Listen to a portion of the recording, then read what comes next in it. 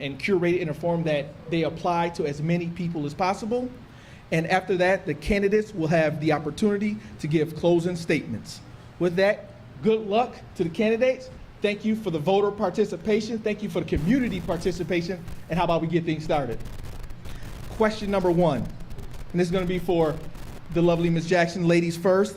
How will you balance your personal views? Vince, You forgot to give an are you going to do the introduction. introductions first? That's correct. Okay. That is correct. So at this time, we're going to start with Ms. Portland Jackson for candidate introductions. Thank you, Vix. And thank you to NCIG for having us here today. My name is Portland Jackson, and I've lived in the city practically all my life. I have 3 children. I attended the local schools here. I also involved in different community organizations that I participate in. And I got involved, this is my 3rd year run, with going for the Niagara Falls City School Board District candidate. And I decided to run again because my passion has not changed. My passion is for this community. My passion is for these children, those that have disabilities, those that just overall, our children need us. They are struggling. Our parents need us. And I decided to continue the run. So whatever the outcome is, I am grateful for having this opportunity and chance to be before you all to give you a chance to hear what I have to say. Thank you. Mr. Velardo? Yes, is this thing on? My name is Nick Velardo, and I want to thank everyone for attending tonight. It's a great opportunity to express my views and opinions and what my past record has shown. Like I said, I'm Nick Velardo. I'm a retired firefighter. I was a firefighter for 34 years. I retired as a battalion chief. I was chief of fire prevention for 6 years. I performed many school safety inspections, and then I was a line chief. I graduated from Niagara Falls High School. I'm not going to tell you what year it was, but I graduated and attended community college in Bryan and Stratton. Me and my late wife, we have two children. Michael graduated from LaSalle, graduated from Canisius College, and has a master's degree from NU. And my daughter Maria graduated from Niagara Falls High School and has a degree from Fredonia, and her master's degree is from Gulf State. I've served, and I have 2 grandchildren, Miranda and Liam. I've served on different boards throughout my career. I was on the New York State Fire Investigators Board. I served on the YMCA board. Now I'm on the library board. And I'm also instrumental in promoting early breeding for children, and we're starting a program for adult breeding. The reason why I'm running is we still have a lot of work to be done. Our graduation rate has jumped from 73% to 85% this last year, and it's good, but it's not good enough. We want to get it in the 90s. And what else is amazing? There is no disparity between graduation rate between minorities and whites. It's 85% whites and 85% minority groups, so the graduation rate's virtually the same. So that's a big accomplishment for the district, and I hope I can continue to provide services and education for our children, because that's the future of our city. Thank you. Would you ask them to speak up? It's very difficult hearing them out here. Yes, sir. We'll work on that volume as now. This mic is One moment. Is this any better? Yes. Okay, there we go. You want me to say it over again, or are you okay? All right. Thank you, candidates. And in their absence, we also have Mr. Carl Kane, Mr. Brad McLeod, and Mr. Jerry Paleo as well. So we do have 5 candidates running, but thank you for these candidates for showing up. Thank you. Now at this time, we can get started. First question for the candidates. How will you balance your personal views, those of the parents, those of the broader community, and state requirements in your work as a school board member? Starting with Ms. Jackson. Oh, okay, thank you. I'll listen attentively with the parents and with my community. If there is something that may be some interest that may conflict with any of my responses, I would recuse myself from that. Not to dismiss it, but just recuse myself from that because it may affect my personal beliefs, and I don't want to offend anyone, nor will I ever. So that is how I will balance my personal views as a potential board member. Thank you. Mr. Velardo? Yes, that I would do whatever is best for our students, and I'd advocate for them in any way I can. My personal views will not come into play in anything. I'll always do what's best for the kids. And this is not, by no means, a political position, or shouldn't be political in any means whatsoever. Thank you, candidates. Question number 2, what will you do to ensure that all students and all families are represented when making decisions? Mr. Velardo. Well, first of all, I'm always accessible.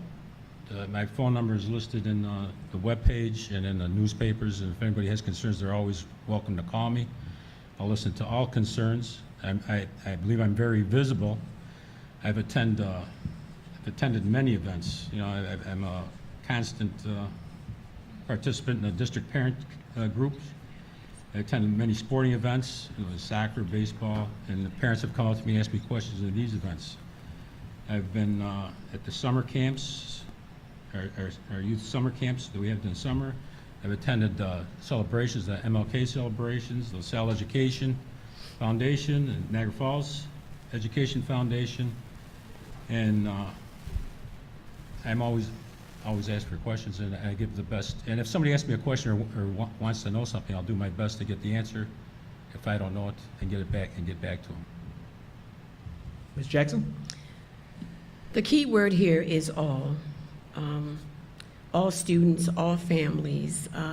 We need to be more focused on our students, and that we want to say that we need to look at a holistic approach, not always about policing. And we need to know that our system is what needs to be fixed, not our students all the time.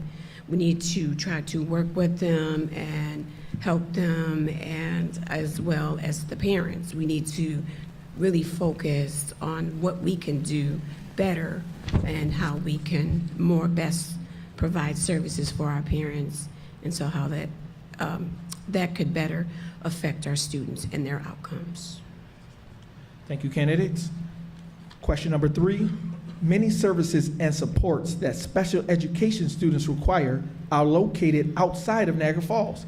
As a board member, how would you work with parents, teachers, support staff, and district officials to understand and meet the needs related to special education students and their families? And we're talking academically, social, emotionally, behaviorally, etc. Ms. Jackson. I would go to the parents first and have that conversation. Ask the question to the parents, especially with parents that have disabilities. Hey, are you okay? Parents, oftentimes who have children with special disabilities, I can vouch for that because I have a son who has a disability, and coming up, I didn't know the things that I know now. And in that, there is a IEP plan group. They shooting forms at me saying, here, read this, or the Committee on Special Education, here, read that. And I think a lot of times parents are left out and they don't understand about the whole process. So my concern would go to them first, make sure they're okay, because after all, the parents need to understand so they can better deal with their children. Mr. Velardo. Yes, this is the same thing that Mrs. Jackson said. We have to listen to parents and what their concerns are. Usually parents knows what's best for their children. And we have special needs children that it's costing the district between $30,000 to $40,000 to send them to special schools. And that's our responsibility. We're doing the best we can to have these students reach their potential.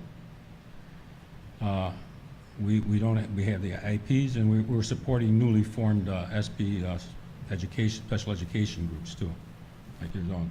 And we've hired 17 social workers throughout the district, and they have a 10-point plan with different agencies that they are in touch with, whether it's for transportation, food, clothing, and mental health issues. So we're in contact with that also. But special ed is, we've never had a problem with having any hearings. And if the parent insists on this, and we're trying to bring more special ed kids back into our district and not ship them out to other schools, because they're our kids and we want to take responsibility for them, and we want to give them the best education they can get. Thank you, candidates. Question number 4. According to the New York State School Board Association new board member handbook, can be found online, while accentuating the positive, student successes and district progress, don't neglect the negative. Be the first to let your community know about clouds looming on the horizon and what you are doing to dispel them. Board members and the superintendent can be effective ambassadors for the district, especially by scheduling dialogues with the cross-section of your community, preferably in their neighborhoods, according to the handbook. How do you propose to be an effective ambassador for the district in all cross-sections of the Niagara Falls community? Mr. Velardo. Well, first we have to be involved across the city and in the schools and being with the community. We ask questions of parents and residents, what they need and what they want. And we share information. We have our web page is always up to date. We send out our newsletters. We have our board meetings are very informative, and the attendance is not very well. And I wish it was more people would take an interest in attending board meetings, because there's a lot of information out there, and people would get information firsthand instead of getting it secondhand or thirdhand. And if information is being online, and you can't believe everything you read on the internet. So you want information firsthand and be involved, attend some school board meetings. Be gratefully appreciated. Ms. Jackson. I currently am involved in the community quite a bit. So many of you may see my face at different places. So I would say just piggyback off what Mr. Velardo said, to continue to be a presence online and in public. Be passionate. Also, be able to receive feedback from the community and others, because it's most helpful and it's beneficial. And lastly, let the community know about different programs that they may be available to them and they may have interest in. Thank you, candidates. Question number 5. What do you see are the biggest challenges facing teachers in our district, and how can the board help address these challenges? And please differentiate between K through 6 and 7 through 12 faculty, starting with Ms. Jackson. So I think this is a really good question. It bothered me a little bit about some of it, because what I learned through research, that some teachers say they have lack of administration support, they're burned out, some of the students have short attention spans, they have security fears, they fear mass shootings could happen in a classroom. Teachers are feeling a sense of not having meaningful conversation around education, and it's targeting some of our most vulnerable students. And to differentiate between the two grade levels, I would say classroom sizes for K through 6, bullying,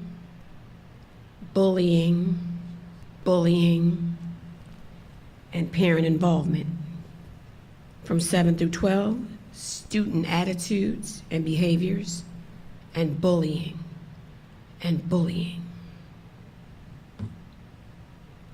Mr. Velardo?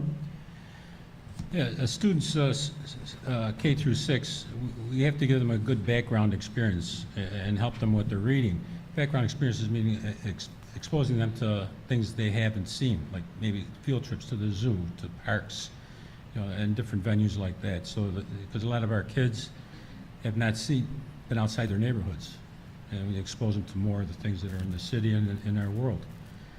And teachers in grade through 6, we should support better attendance, and that's a two-way street. Parents have to be on the ball, make sure their kids are there on time and to learn. And then students grades 6 through 12 or 7 through 12 have career alternative learning opportunities, which we're doing now. We have pathways to excellence and experiencing different crafts and trades in our schools, so we can give them that college is not the only means of earning a living. And we have to have discipline, and we have safety officers. I know it's bullying in school. There's been outbreaks of fights. To be honest with it, there's fights. We have 2 police officers stationed at the high school, 1 police officer at Gaskill, 1 at LaSalle Prep. We have a traveling officer in the grade schools. We have safety officers at the high school, 4 on each floor. 1 minute. I'm sorry. 1 minute. Okay. Oh, all right. And that's where we just have to keep the kids and the teachers safe. Thank you, candidates. Thank you. Question number 6. To ensure cultural responsive and equitable systems of support that improve student outcomes, the New York State Education Department's ESSA, that is Every Student Succeeds Act plan, includes the goal of using Title I school improvement funds to support district efforts to increase diversity and reduce socioeconomic and racial ethnic isolation and bias in schools. As a majority minority school district, how can the board drive initiatives to ensure a diverse staff and administration that more closely resembles the school population? Starting with Ms. Velardo. Well, we'll continue to hire staff with diversity. In fact, a few years overall hiring for minorities was 12%. We're at 23% now. Is it good enough? No, it's not good enough. And we're continuing to search for qualified candidates for teachers and other positions in the school district. And even though we haven't been successful in hiring teachers of minority, we do bring people of color in. We have Chef Bobby coming in to show our kids culinary skills, and there's other ways to make a living in other avenues for success. And we have Moody Cox coming in and giving diversity programs. And we have a Say Yes program for men and boys of color to mentor them. So we're always looking for new ways, and we will continue to do that. Ms. Jackson? I would say think outside the box, have maybe career fairs, different organizations in the community may be holding, get involved with that. Also, support different talent programs. There is, I know that the Niagara Falls City School District has Grow Your Own. I would say maybe make some changes to that and continue to improve on that, and to welcome in more of minority employers and teachers. Thank you, candidates. Question number 7. The residency policy has been a frequent topic in local news. The Niagara Falls School Board of Education policy requires employees be residents of the city of Niagara Falls and maintain their residency during their term of employment. Do you support this policy? Why or why not?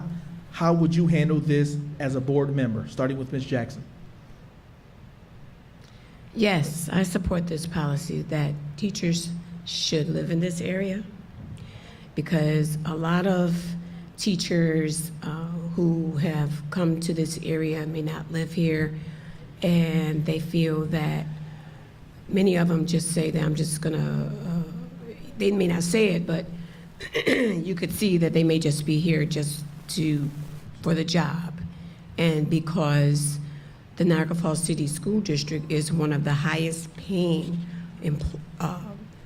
paid for teachers. According to research, 6% is the first year, 5% increase second year, and third year the 4%. And who wouldn't want to be a teacher and live in this area? Niagara Falls, last I checked, Niagara Falls City School District pays teachers $98,653. I don't know about most of you, but $98,653, I can make that work for me. And most importantly, we want our teachers to be here because of our children. If our children see our teachers here, then they can more relate. So when they grow up, if they move away and they come back, a lot of times you see students run into their teachers. Hey, I remember you. Hey, you taught second grade or you taught third grade. And that just sends volume to students, and they remember that, as opposed to a teacher who lives outside the area may not get as much recognition. Mr. Velardo? Well, I agree with everything Portland says, Ms. Jackson says, rather. I'm in favor of the residency policy. It's a touchy issue. The teachers know when they sign their contract, that's part of the qualifications, the requirements for the job. There's a lot of views on it, and it's very sensitive, but there's 1,400 employees, and it doesn't this residency doesn't only apply to teachers, it applies to the whole school district, which is, we employ 1,400 people in the school district. And by the teachers' representatives, their own estimation would be 250 houses would go up for sale the day the residency policy was redacted. And if that's the case, maybe another 100 people in the associated fields, the support staff of the school district, might move out. So we're talking maybe 350 to 400 people moving out of the city and taking children with them. And that would mean our youngest teachers, the brightest teachers, the one with the most energy, would be losing their jobs. We may be looking at closing schools down. Is that going to happen? I don't know. I don't have a crystal ball, but that's my views on the policy. And Ms. Jackson was right. I mean, teachers make good money. They know what the requirements are. We had a school teacher living next door to us. Well, he's still there. He's been retired for many years. But if me or my wife couldn't answer a question to one of their problems they were having at homework, go next door and see Mr. P. You know, he'll take care of it, and he did. And it's nice for the teachers to be visible in our community. And if they're not, they don't know what our kids are going through. They don't know what conditions we're living in. And I think it's very important for our teachers to be part of the community and support the community activities. Thank you. Thank you, candidates.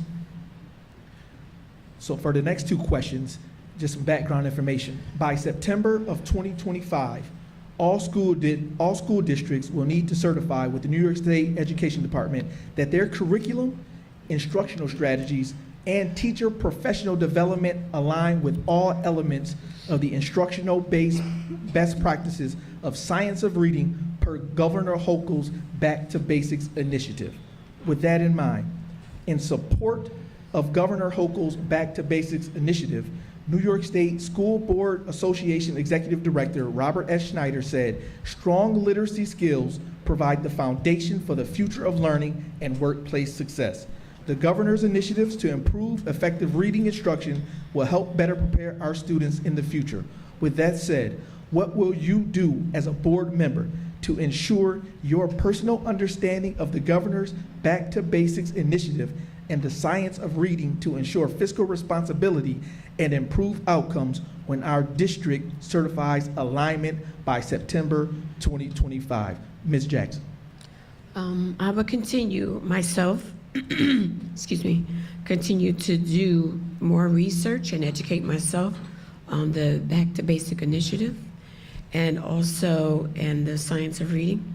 And most importantly, I would start in my own house, meaning not literally like in my own house with my immediate family, but family, my surrounding family, my neighbors, my children, my church family, the kids that I attend there with, and other local organizations. Start there with them. Mr. Velardo? Yes, I talked with Mr. Lord, and I'm encouraging him to expand the teaching phonics to grade 3. And that right now it goes from K to grade 2. We're trying to push it to grade 3. And we're going to crosswalk with New York State Education Department, the Science of Reading template, against what we're doing and expand it where necessary. Because we know the governor's going to change the requirements for the reading and new curriculum coming up January 1st, and it's going to take about another year before it's implemented in the school district. So we're going to try to align everything with what they're proposing now, so when it does come into effect, we'll be ready to go. Thank you, candidates.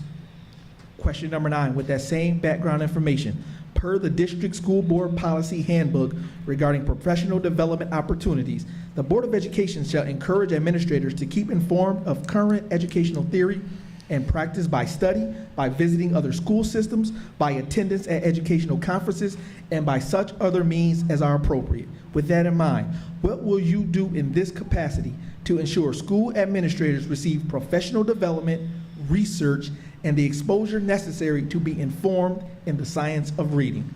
Mr. Velardo. Yeah, we will encourage administrators and teachers to attend the conferences, read literature, and learn more from this topic and any other educational topics. And we will receive reports on it. We should have personnel attend board members so their knowledge is based and expanded.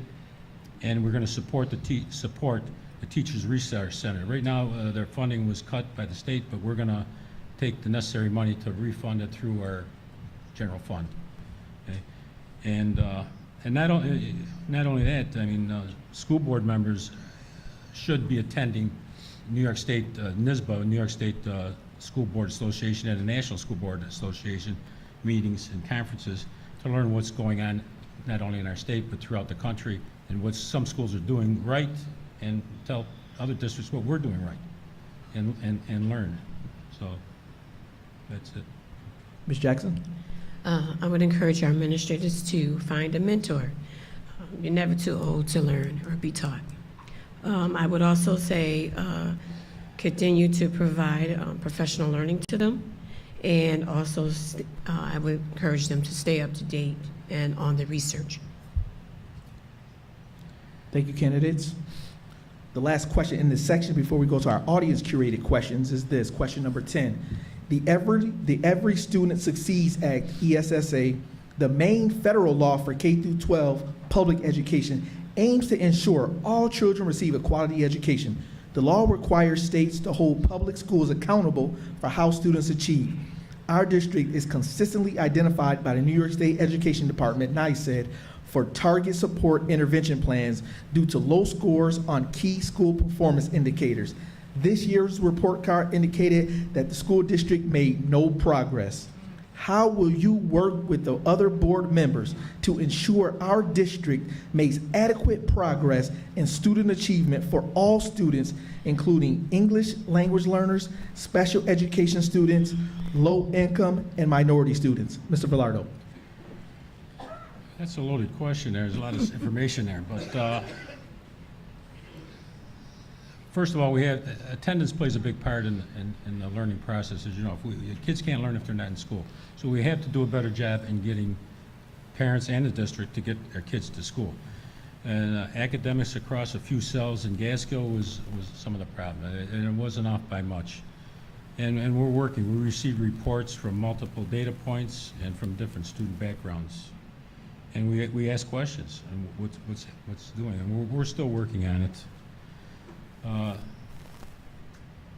Understand there's a new system for accountability is coming out from the SED, and we'll learn what the impact will be on our schools. Ms. Jackson? The more you can engage your community, the higher probability your community will engage with you and give back. I also believe that we should involve our special education students in civic events. We should also keep them updated and informed. We should start we should stay constantly and continually educating our community and what the board actually does. Many people do not know this, so I would encourage that. Thank you, candidates. We do have 3 questions from our audience. Thank you for those who submitted questions. So the first question is, would you consider examining possible benefits of a longer school day or year? Ms. Portland Jackson.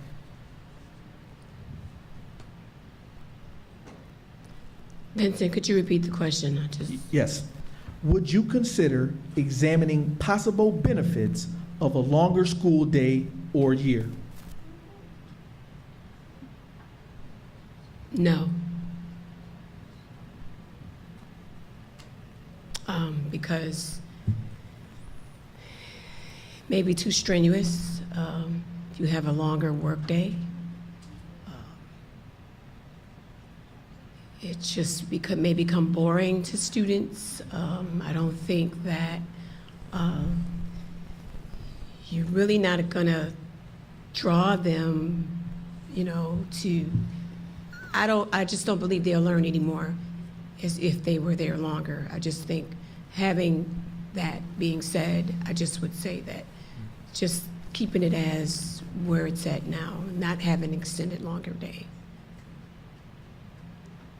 Mr. Velardo, do you need the question repeated? No. In fact, I brought this up at our board meetings. I do believe in extending the school day, not by hours, but we have done that in elementary schools. We started the middle schools because of COVID.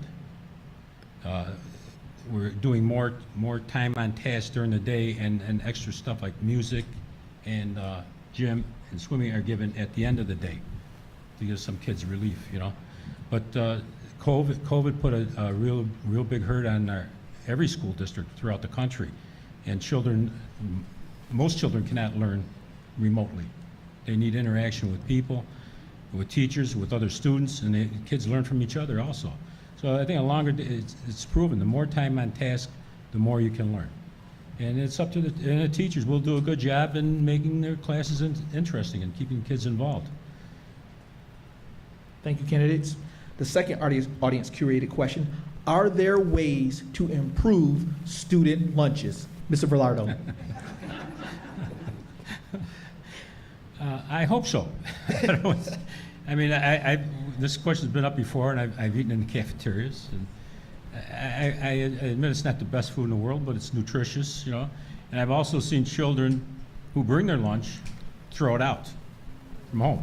So I mean, it's a thing of personal taste. Some kids love it. When I was in school, I loved cafeteria food. I loved high school food, but everything's different. The food's nutrition, and we meet the standards for the thing. And Kevin.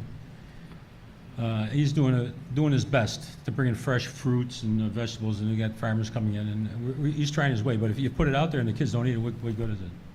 But he's always trying something new, and it's tough trying to meet the mandates for the state and make stuff taste good. So. Ms. Jackson. I love this question. So, years ago, I worked as a food service helper, so I had the experience to see how kids like the meals. So it also depends on the cook. So the food then was really good. We had rice and gravy, we had chicken some days, and it was excellent.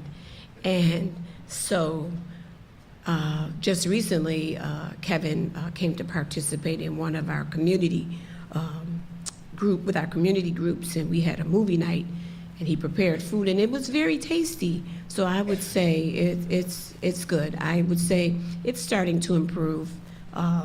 Could it use more? Yes, of course, but right now I can see it's improving, so I have no complaints. You can't use a lot of salt. It's not good. No, you can't. Thank you, candidates. Next question. How does the board help maximize access to a broad liberal arts education, not just STEM and technical training, such as more languages, creative arts, other programs that are less likely to have grant funding support? Ms. Jackson. Well, I would say that the board does utilize more technology for students to learn languages and so forth and to accommodate them. Any more than that, I'm probably sure that there is more, but I'm not fully aware of what that might be. Mr. Velardo? Yeah, for languages, we're trying to find a second language teacher now for Spanish, and we can't find one. It's the only, we're short 2 positions. One's a psychologist, and one's a special language teacher. In fact, Fredonia just dropped their course for a second language. So, but the other thing, we have plays, kids are involved in plays, school plays throughout the year, which are not funded by, we fund the plays. We just purchased a couple $100,000 worth of new musical instruments for our band, the prep band, marching bands, jazz bands. So, and they had some of the best learning equipment that's out there. And I don't know if anybody, our school district usually puts on an art show, and the students display their art. And we have some really talented kids, and it's nice to watch. You know, they do a great job. So we do have programs out there for kids. Thank you, candidates. 4th question. Our district uses reading recovery. It is shown to have a negative impact by 3rd grade, and it's banned in over 10 states. Will you consider removing this from our district reading interventions? Mr. Velardo? I would consider it, yes. And we have to come and see what the governor's coming out with their new mandates for the reading program. We will file the state, and we're trying to do that now. We're trying to get a step ahead, and we're working on it. I guess that through reading of science of reading. So we're working on it. Ms. Jackson? I would say no as well.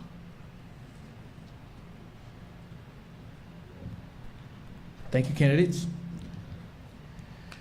5th question. The City of Buffalo are doing things to reach out to the Muslim community, like increasing the ESL and halal meals. Will Niagara Falls follow suit? Ms. Portland? Or would you recommend that Niagara Falls follow suit? Let's put it. I would recommend Niagara Falls follow suit. I believe we're already doing that, not to a major degree, but we are providing food. And we're also giving holidays for Muslim. Ms. Portland, do you have anything to add to your answer? No, our Muslim community is important just as well, so yes. And Ms. Velardo, repeat your. I'm sorry, could you? Just a question just answer your question. I want to give her time before you jumped okay. in. You sort of jumped the gun. I'm But sorry. now you're good. Now you're good. Now I'm you're on good. it. Now, you can if you want to repeat your answer. I'm on a after- roll, that's all good. Yeah, I feel it's all right. Thank you, candidates. One more question, or who knows, one more question for you. Do you think it should be a rule that board members visit every school during the school day, every day? Mr. Velardo? No. I'm fortunate that I'm retired, and I do visit most of the schools every year. I try to visit at least one school periodically, and I try to hit them all. This year, unfortunately, I didn't, but I hit the high school about 4 times because we were having some issues there. So I don't every day, no. And I think administrators and staff, why they like having us there to show off and what they're doing, I think it'd be a hindrance to the daily operations of the school if we were there mandated to go every day. And most people work. I mean, we have board members that are still working, and it'd be almost impossible for them to do that. Ms. Jackson? I would say yes, but if you're available to do so, like Mr. Velardo said, most people work, I work, and I mean, I can do it all the time, but I would make every effort to at least try to attend many schools as I can, just to visit, just to see what's going on. Thank you, candidates. What should be the action plan to hire more teachers and more administrators of color and also onto the professional staff of the school district as well? Ms. Jackson? Have a community outreach job fair to recruit more of people of color to come in as teachers and professional staff. Ms. Velardo? I believe the same thing, and in fact, Ms. Massaro, the personnel director, she's constantly searching for teachers of color, and we go to job fairs, and she's always looking to fill those positions with qualified people of color. Yeah. Thank you, candidates. That concludes our question part. We're going to give each candidate 3 minutes.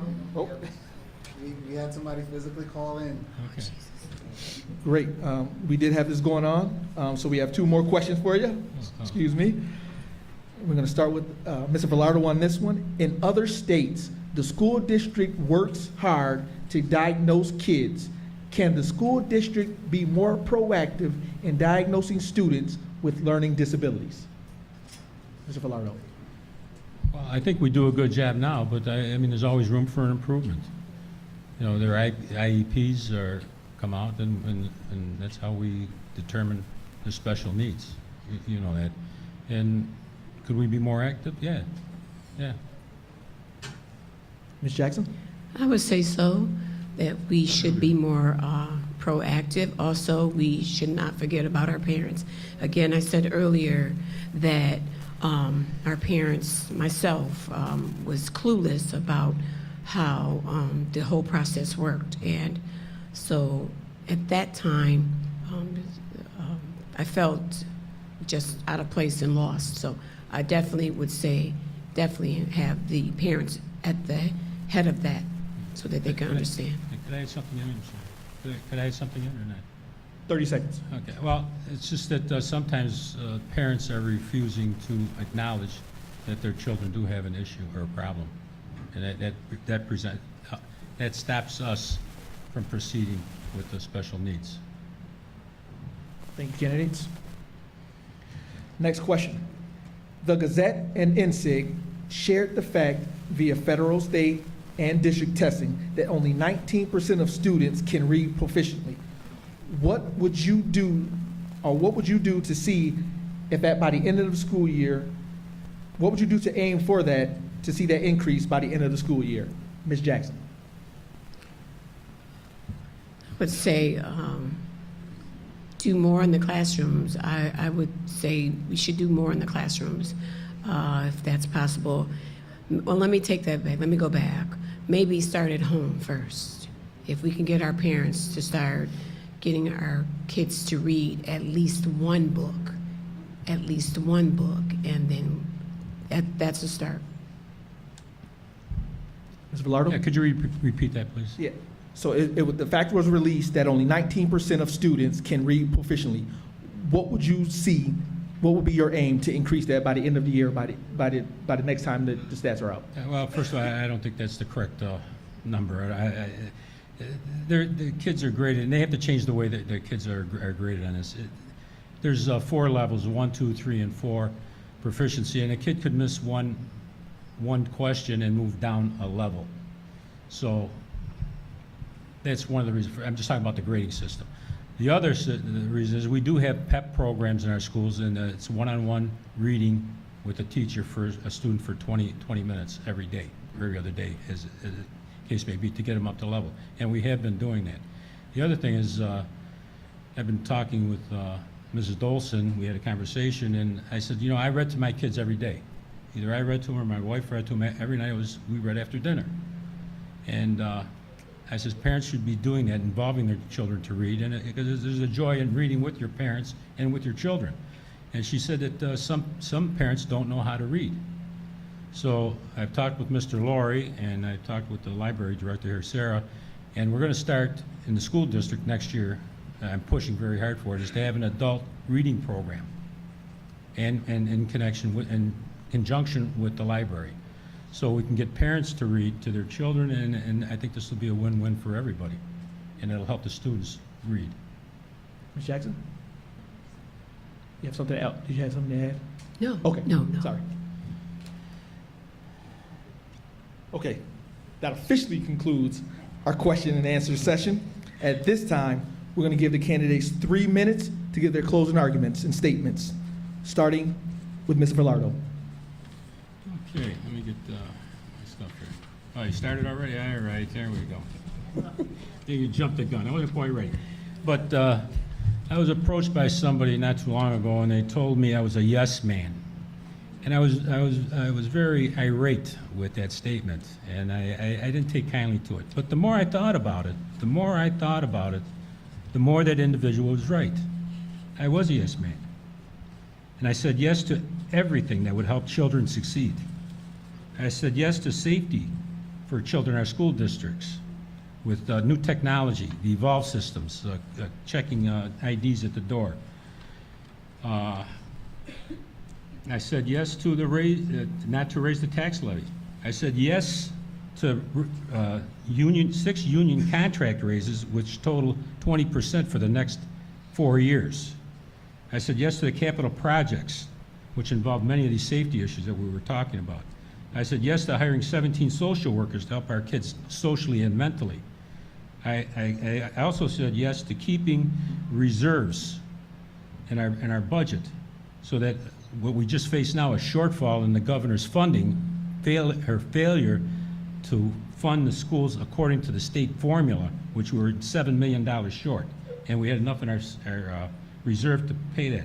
I voted yes, not to lay off or cuts in any program, any people or cuts in any programs.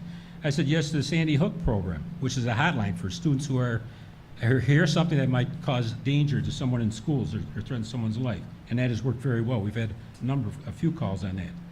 I said yes to the Head Start program and I said yes to hiring 100 more people since 2021. And I said yes to say yes. And I will continue to say yes to hiring more teachers and administrators of color. I will say yes to more diversity in our schools. And I will say yes to anything that will help our students meet their needs to be successful and for teachers to perform their job proficiently. Thank you for your time and this time to express myself.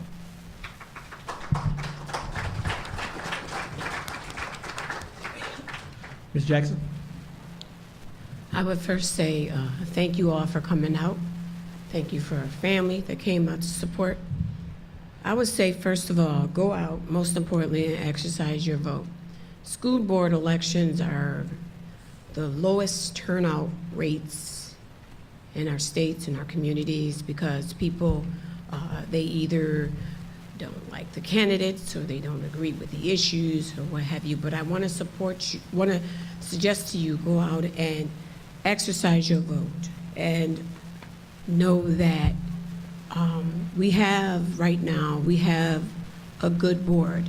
Is there always room for improvement? Is there always room for more diverse? Yes. Is there always room for to see people that may look differently than you and me? Yes, of course. And I am always in support of our kids. I want you all to know that special education is at the top of my list. And I want to see that. I want to see our students with disabilities used more in our schools. I want to see them in the front line. I want to see them being used. So I just wanted to say that, and I want to say thank you again. And don't forget to go out and vote next Tuesday, May 21st, from 11 a.m. to 8 p.m. Yeah. Thank you. Okay, thank you. Good job. You too. And you're the only two candidates who showed up. That concludes our time. Give our candidates one more round of applause for the brave coming out here today. And I personally just want to give some thanks real quick. Thanks to the library for the space. Thanks for the brave audience for you guys coming out and braving the heat, and you still stayed through and stick with it. I hope you found this informative and informational. Thanks to Mr. Lurie, thanks to the school board, and thanks to Rocco Stranger and his crew. And I will turn it over to Dr. Tina. That's all I get is one clap? Oh. You know me. Well, thank you again. Like Mr. Cawley said, this has been extremely heartening to see all of you out, to see all of you come to listen to our candidates present their information, to present their side of what they believe is happening in the district and what might need to be done. We do appreciate both of you for coming. We see that you see that it was important to be here, and we appreciate that. Well, thank you for inviting us. Yes, It's been a thank you. pleasure. Thank you. Yes, yes. Just so you know, we're doing this because we have to vote, people. We vote next Tuesday, 1 week from today, from 11 a.m. to 8 p.m. at the, what? 12 to 8. Is it 12 to 8? No, it's 11, Is it? it's 11 to 8. 11 to 8. Okay, well, You go you'll 12, find I'm out. going Just get there and find out for sure. It's 11. Make sure you come. You make sure you're registered. If you didn't register for this election, make sure you register. We have registration forms on the desk. Fill it out. I'll drop them off at the county seat. Vote. Don't just register. Vote. Show up at the polls. We need you to show up. We need you to show up. Excuse me? Is there a question? Yeah, you had one over here. Okay, go ahead. Hi, I wrote 2 questions actually directly pertaining to special education and peer engagement. They weren't asked, but we were asked. Did you get them? Sure. You had a very special interest in special education because you said you were a child and involved. Have you been to a district parent committee meeting this school year? Are you familiar with the Future Stars program? Yes. And have you been to their specific special education program which explains the IEPs for parent engagement in the district? I attended my first one last month, and I missed the explanation of the IEP, that part, so and I'm sure they'll be having another one. So my question really is, when you say that there's, with the special education program at Niagara Falls City School District, we do house a lot of students. Yes, they do go out, but parents who have a Future Stars, and that's what we are calling them instead of special education kids, if they have an IEP or a special education plan, all parents with children with those plans are welcome and encouraged to come to the Future Stars parent district committee groups. Mr. Laurie, Mr. Velardo, and all the board members encourage them. There's guest speakers, and they answer your questions specifically about your dad that just became the dad that has to be in charge, or you that have questions about your child with the IEP. It's not just for disabilities, it's for all students. This information needs to go out there. This has been going on this whole school district. The school district parent committee is the most engaging committee we've ever had as parents. How many of those have any of the candidates been to? So, Okay. Mr. Velardo's been to every single one, and I personally Okay. attested that in the past 7 years. Okay. So all of these things that we need to do are already being done, and I think there's a lot of fake news on social media with this rhetoric, and there are social emotional situations in place. We just had a meeting last month that I actually presented with my team with, so this is happening going forward, and the right information needs to go out. Okay, thank you. What's your name? Stacy Rowe. Stacy Okay, Rowe? well, go ahead, but there's a reason, Stacy. You Yes. can talk with Portland. Portland Jackson and Mr. Velardo afterwards with those details. Certain questions, everything was curated so that it will relate to both. We have one that's an incumbent and one that is not. So that the information that we provide through the questions will be fair to both.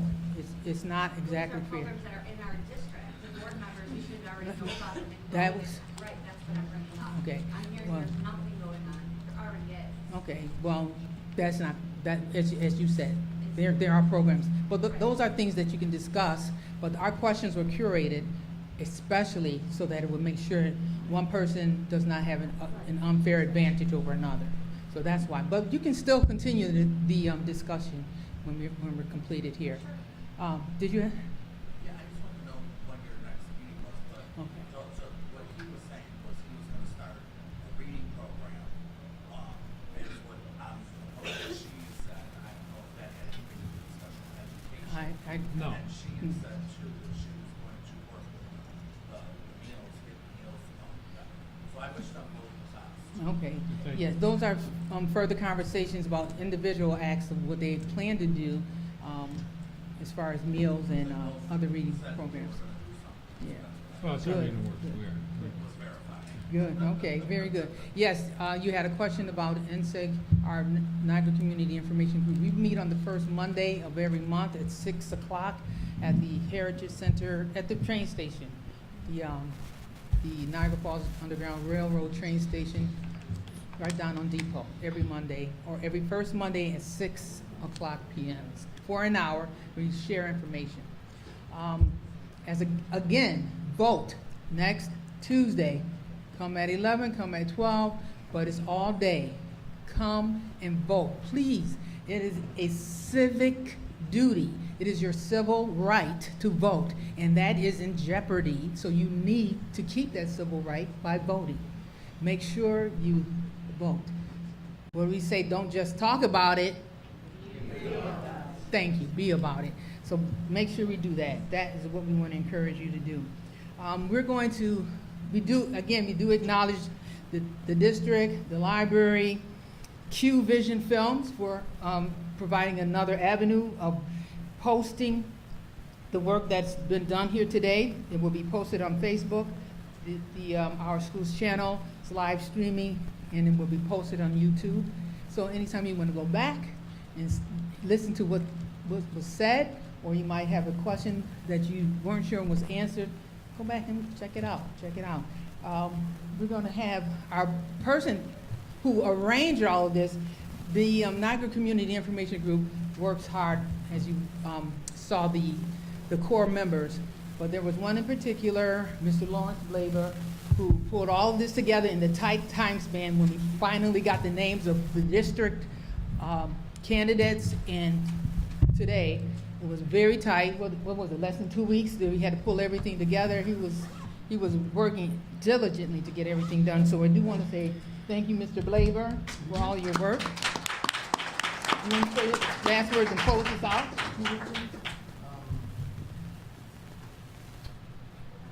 Thank you all for coming out. We can't do this without you. Civilian oversight of a government agency is one of the hallmarks of every democracy. It happens on several levels.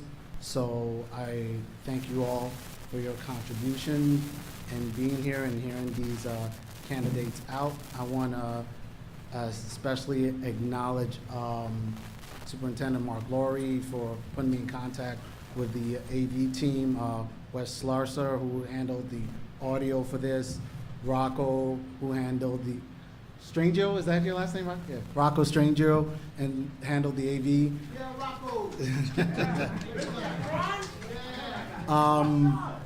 I had the card with with the students that participated from the AV club. These 3 young students have been fantastic. They're the future, so I want to thank them too. And most importantly, I want to thank my fellow NCIG members for letting me run with this wild, crazy idea. This is our first time having something like this in about 7 years. We've done this. We're going to try and do this again. We're going to keep going bigger and better. And just to remember, after this, you can meet and greet whatever question that wasn't asked can be asked then in person. And I, once again, thank you all for your time. You're all part of this.